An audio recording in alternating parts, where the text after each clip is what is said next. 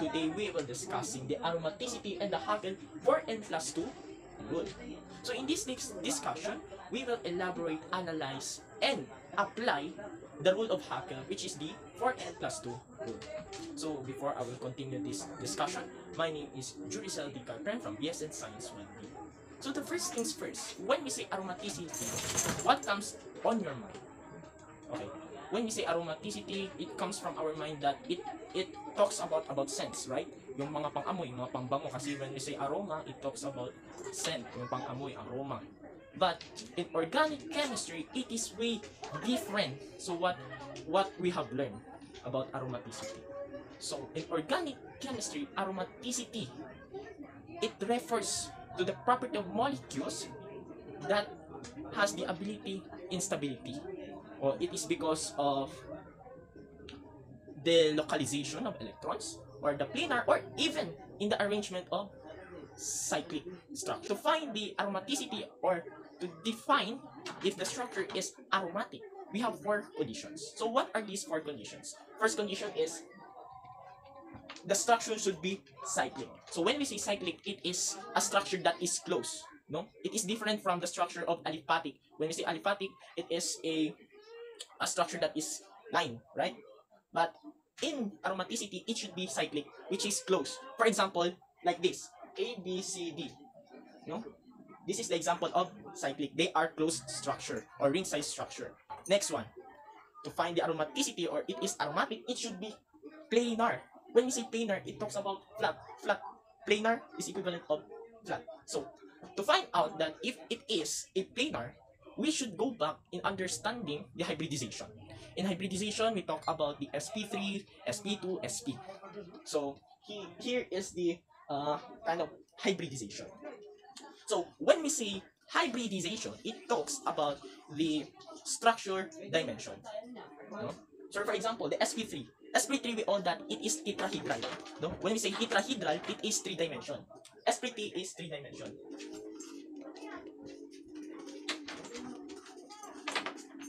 So sp3 is 3D tetrahedral, while the sp2, it is trigonal planar.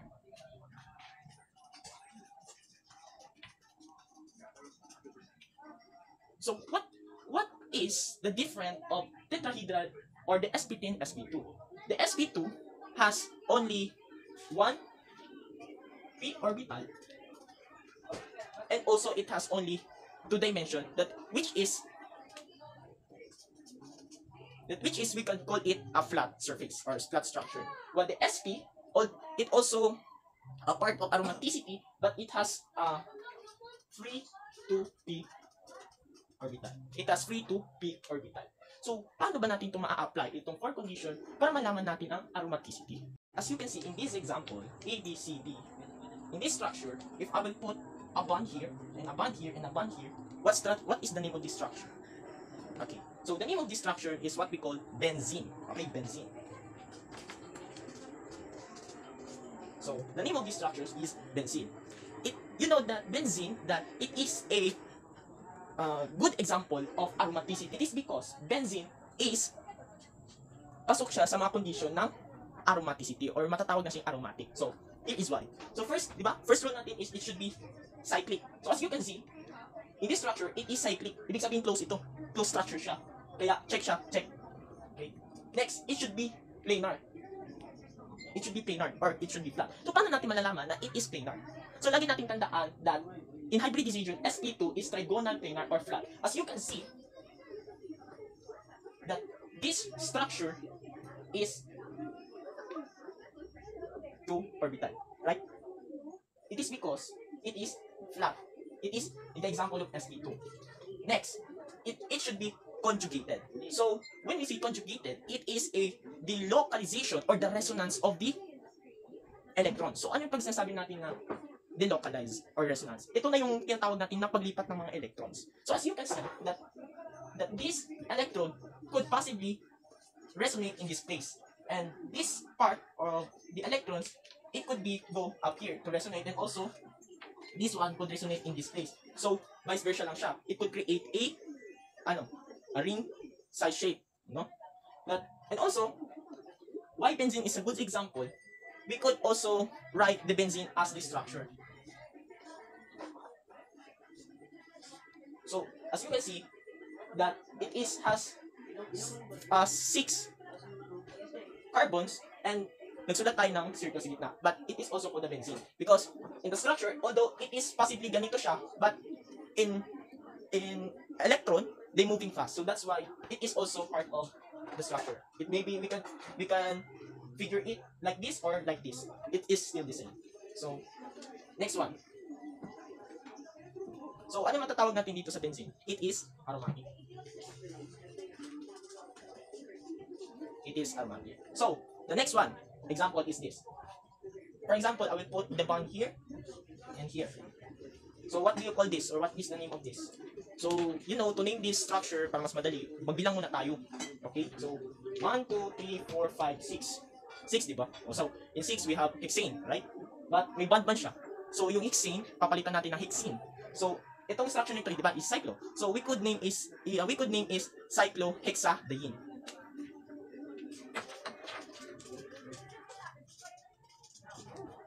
So why we are naming this as cyclohexadiene? Because there is a 2 presence of bond. So which means it is 2, which is di. So cyclohexadiene. So let's identify if it is aromatic structure. So first things first, let me identify in the for condition. If it is cyclic, yes, it is cyclic. It is closed structure. Next is yes, it is planar siya, di ba? Planar. Planar ba siya?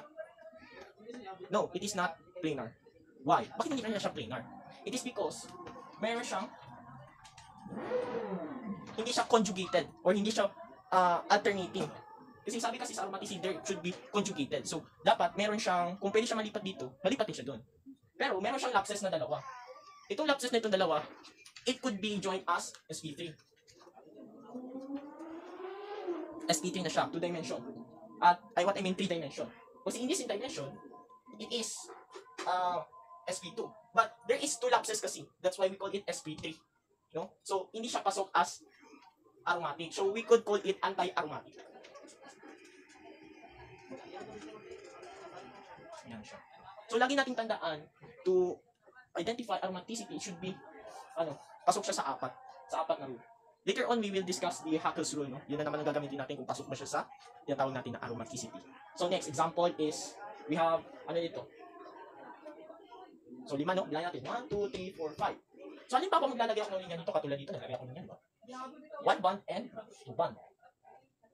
So, in this bond, alam natin na it is, the name of this bond, the name of this structure is cyclopentadiene.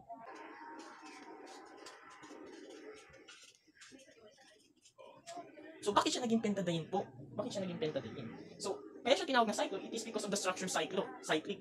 So siya. Pentadiene, it is because 5 sila. 1, 2, 3, 4, 5. Diene, it is because of the 2 presence of this bond. So there is a bond, we can call it the ene or in. Okay? May huli na in.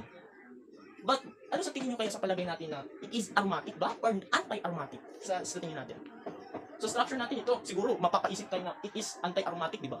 Kasi based dito sa structure na to is anti-aromatic eh. It is because may 2 lapses din ito eh. 3 lapses nga ito. Ito 2. So tingin nyo. Kung answer nyo ay, it is anti-aromatic, then you're wrong. Ito, bakit? I will explain bakit siya aromatic itong structure na ito. As you can see, in this structure, there is, negative sign. So, this negative sign is, we can name it as lone pair. No?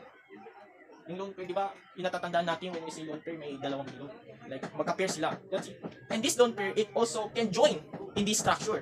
No? Ito, negative. So, pwede pala siyang mag-join dito. So, ibig sabihin, pwede siya mag-join, pwede siya malipat dito.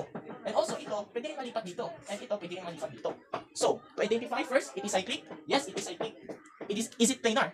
Yes, is it planar? It is because wala siyang lapses. Hindi siya tinatawag natin na tetrahedral o the sp3. It is because to differentiate the B and C, as you can see, may lapses kasi dito. That's why, itong structure na ito, it is not conjugated. That's why nagkaroon ng sp3. Itong 2 carbon. And compare dito, meron man siyang negative sign. And this negative sign represent it represents the lone pair. And itong lone pair na to, pwede siyang sumama dito, pwede siyang mag-join. That's why, if it is planar, it is conjugated na. Kasi pwede siyang malipat dito, itong baba naman dito, pwede siyang malipat dito, itong itaas naman ito, pwede siyang malipat dito. So there is lapses, no? So, if ito meron dito, pwede rin siya mapunta dito. That's why the cyclopentadiene, it is a aromatic. Aromatic. Now, we are now dealing in how we use the Haeckel's rule, which is the 4n plus 2 rule. So, let's write it.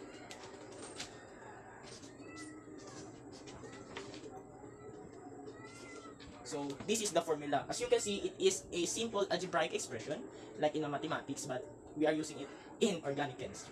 So, 4n plus 2 is equals of, ano itong E? E is represents of number of electrons. So, for example, so kanina may structure tayo kanina, no? Like ito.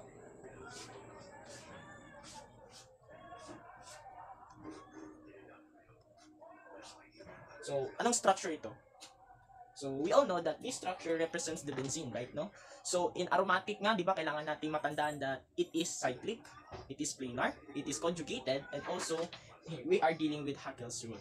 So, for this example, we have benzene. So, we all know that benzene has 1, 2, 3, 4, 5, 6 carbons. And, as you can see, this line, this bond, and this bond, and this bond, is composed of, one bond is composed of 2 electrons. So, in this bond, we can count this as 1, 2, 3. Equivalent of 3 times 2 is equivalent of 6 electrons. So, ang benzene, itong benzene, has 6 electrons. So, paano natin malalaman na it is aromatic by using the Haeckel's rule? So, ganito yan. First formula is 4n plus 2 is equals of electrons. So, we will rewrite this as like this. 4n plus 2 is equals, number of electrons sa benzene is 6. So, paano na po yan siya kung number 6? So, the next move is, we should subtract 2 in each number. So, these two represent subtraction. So, we have like this. So, 2 minus 2 is equals of 0, right? And 6 minus 2 is 4. So, ang natira na lang is 4n. So, in mathematics, if you're going to have, if you're going to deal with the numbers that has a whole number, so you can find it, the whole number, you should divide it by itself. No? For example, this 4n, we should divide it as 4. And also, in our electron, which is 4. So, meaning to say, cancel out. So, 4 divided by 4 is equals to 1. So, it is aromatic. So, bakit po siyang aromatic? Because, in Haeckel's rule, if the answer is whole number,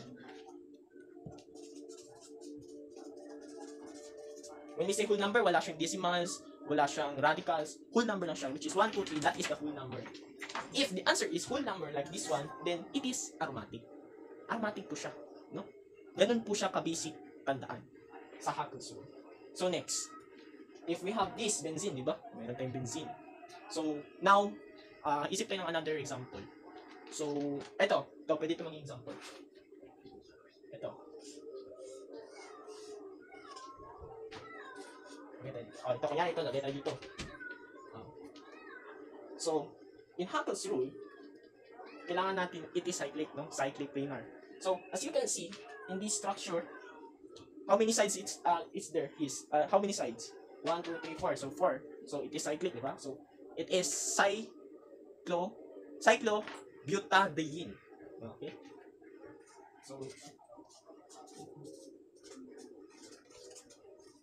So, this is the name of this structure. Cyclobutadiene. Because 4 sides, 1, 2, 3, 4. So, methyl, ethyl, propane, and butane. So, diene, kasi there's two presence of bonding. Diene. So, that's the name of the structure. So, paano naman to malalaman natin kung aromatic ba siya or ano? Or anti-aromatic? Ganito po siya. So, yung formula natin, tandaan yung formula. So, formula, 4n plus 2 is equals to how many electrons? 2, 4. There is 4 presence of electrons. So, ganito, i-minus lang natin yung 2. Minus 2. You have 2. Then, 4n divided by 4n, and also 2 divided by 4. Cancel out. So, 2 over 4, madidivide pa ba natin siya? ano, makaya pa ma-divide? No. I think yes, kaya pa natin simplify yan kasi in simplifying, we should have, para man natin malaman yan, no? So, 2 divided by 2 is equals to 1 and 4 divided by 2 is 1/2. So, as you can see, the difference between the formula of benzene, the cyclobutadiene is, ano, is not a whole number. So, meaning to say, if it is not a whole number, then it is anti-aromatic. Hindi siya sa pasok na magiging aromatic. So, cyclobutene is anti-aromatic. Alright. Okay po. So, gana naman tayo ng another structure, no? Para mas, ano, tandaan natin. So, next structure is ito, this example. 1, 2, 3, 4, 5, 6. 1, 2, 3, 4. Good. So, structure na to. Tapos, meron tayo dito.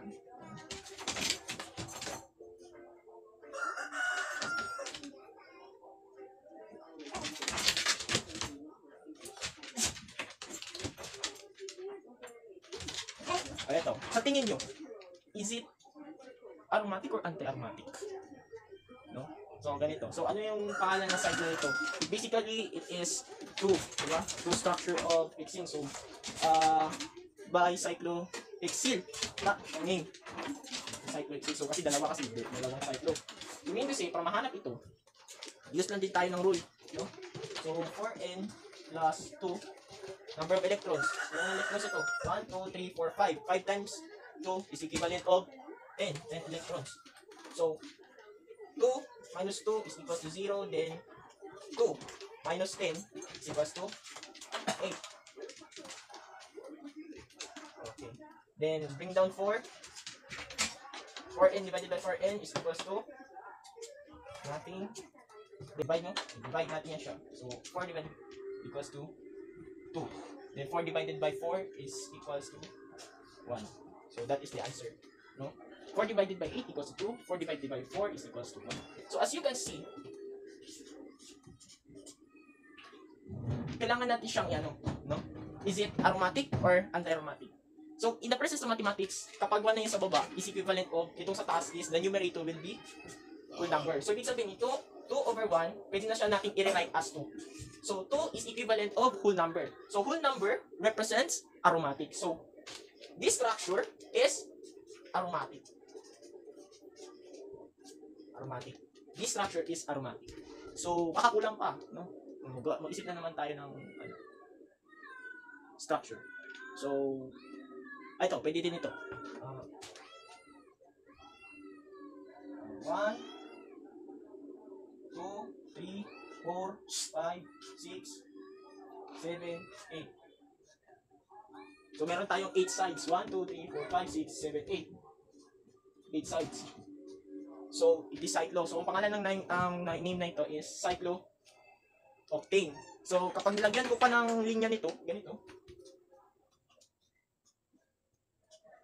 Oh. Anong name nito? So, magiging cyclooctadiene. Ay, tetradiene to din yun.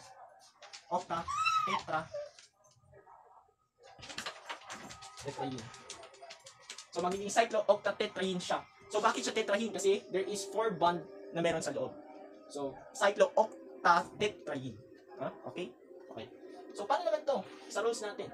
So, kailangan ito, halimbawa, ito, 4n plus 2, ang number of electrons niya, 1, 2, 3, 4. 4 times 2 is equivalent to 8. So, ang electrons, we have 8 electrons. 2 minus 2 is equals to 0. Minus 2 is equals to 6. 4n equals to 4n divided by 6 over 4. Ma-divide pa ba natin siya? No. It is the simplest form na. Hindi na natin ma-divide yan. So, meaning to say, this is not a whole number. So, meaning to say, ano siya? Fraction. So, this fraction represents a anti-aromatic.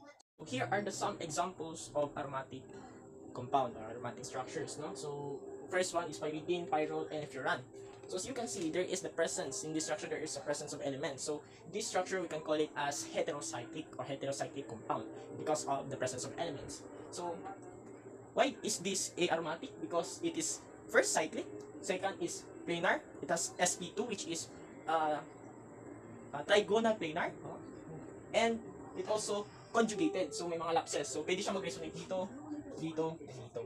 So matatawag din natin siya na aromatic. Same as dito, no? As you can see dito sa itong hydrogen, so meron siyang lone pair dito. So bakit siya pwede magiging aromatic? Because itong lone pair na ito, pwede naman siya lumipat dito, mag-resonate. So yun yung tinatawag natin na conjugated or delocalization. So pwede siya mag-resonate, ito pwede rin malipat dito, ito rin pwede rin malipat. So pasok siya sa magiging aromatic.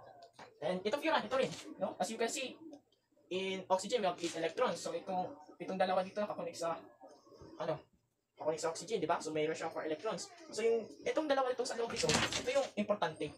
So pwede natin ito i-disregard yung sa baba. So ito yung pinaka-importante. So magiging aromatic siya kasi pwede rin siyang mag-resonate dito, ito pwede mag-resonate din dito. That's why aromatic. So yung kanina, yung sa Haeckel's rule, meron din tayong tinatawag doon sa example natin na mas madali na hindi na natin kailangan mag-formulate. No? Hindi na natin kailangan mag-formulate para malaman kung it is aromatic or anti-aromatic. So first, in Haeckel's rule,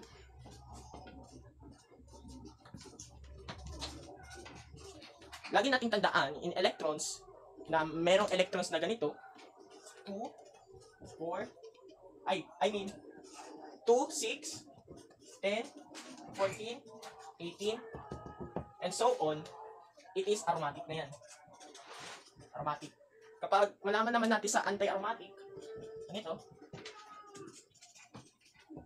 it is the absence lang naman ng ano yun, ng number. Like, 1, 3, 7, 9, ano pa? 3, 7, 9, 11, 13. So, this is anti-aromatic and so on. So, as you can see dito sa aromatic naman, para malaman natin it is aromatic, mag-start sa 2. It is what we call arithmetic sequence. Ito yung tinatawag natin arithmetic sequence. So, bakit siya na arithmetic? So, 2 plus 4 equals to 6. Diba? Itong sagot. Then 6 plus 4 equals to 10. 10 plus 4, 14, and so on. So, kaya siya aromatic. No? For example, ganito. Para ma-apply natin siya, hindi na natin maisip yan. Kanina di ba may benzene tayo? Ganito. Benzene. So, 1, 2, 3. So, as you can see, 1, 2, 3 is equivalent of 6. 6 electrons. 1, 2, 3 times 2, 6. So, 6 electrons. Aromatic siya. Di ba nakita natin kanina? O, sige. Para sa Haeckel's rule, apply natin Haeckel's rule. So, 4n plus 2 is equals to 6 electrons minus 2 is equals to 4. 0, 4 bring down, 4n is equals to 4 divided by 4, cancel out, is equals to 1. So, diba, sabi sa Haeckel's rule, kapag whole number ito, it is equivalent to aromatic. So, whole number, and sa aromatic, ito yung number 6. So, they are the same. So, ito mas madali. Hindi natin tandaan. Bilangin nyo lang electrons para madali nila ma-identify kung aromatic ba ito or hindi. So, kung gusto natin malaman kung ang structure or ang compound is aromatic or anti-aromatic, lagi natin tandaan yung 4 compounds kanina. First, cyclic. Second, planar. Third, conjugated. And fourth, or we can use the Haeckel's rule. No? Pag sinabi natin cyclic, the structure is closed. Kumbaga, ring shape siya. Planar, it should be trigonal planar, like the sp2 or sp. Kapag hindi naman siya kung ang structure niya is dalawa lang, hindi sila alternating, yung tatawag natin na not conjugated, then it is not aromatic. It is anti-aromatic. So that's all. I hope you understand my topic well. And again, my name is Jules Carpen from BSL Science 1B, and thank you very much for listening.